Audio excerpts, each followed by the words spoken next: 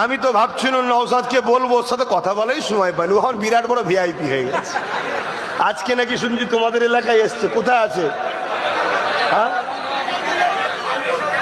ও যে আমার কথা বলার সময় হয়নি।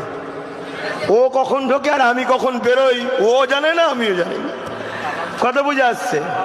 এই গত পরশু দিন আমি এলাম মালদা থেকে, ও গতকালকে এলো মুর্শিদাবাদ থেকে। ছুটছে, আমিও ছুটছি, ও ছুটছে।